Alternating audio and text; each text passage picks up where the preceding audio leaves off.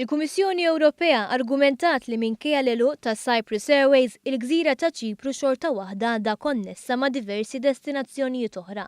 Għalhekk iddefendiet id-deċiżjoni tagħha li twaqqaf kull għajnuna mill-Gvern Ċipriot u saħansitra it-talba biex il-linja tal-ajru tirrifondi lura miljuni ta' euro li ħadet, xi ħaġa li fissret id-daqqa tal-mewt.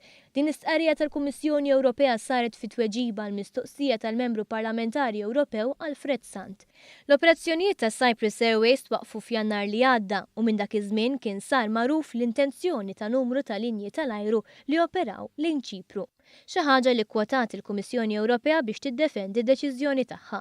Fl-istess ħin iddikjarat li l-għajnuna kienet qiegħda tagħtiha vantaġġ mhux xieraq. Iżda l-Ewro Parlamentari Alfred Sant xejn qabel ma' din l-interpretazzjoni. Fakkar li tul is-sena 2014 is-Cyprus Airways ġarret 12% tat traffiku tal-ajru lejn u minn Ċipru, volum żgħar li ċertament ma setax jaffettwa s-sitwazzjoni kompetittiva fl-Unjoni Ewropea għal Sant. Alfred Sant kompla jgħid li ma jagħmel sens li Cyprus Airways tinqatel u li l-linji li kienet isservina taw lil ħaddieħor li għandu interessi aktar mifruxa minn ta' Ċipru. Dawn l-istess argumenti applikaw ukoll għall Malta żied Alfred Sant li temm jiddikjara li l-Kummissjoni Ewropea mhix tifhem l-ħtiġijiet tal-linji nazzjonali tal-ajru minn pajjiżi żgħar.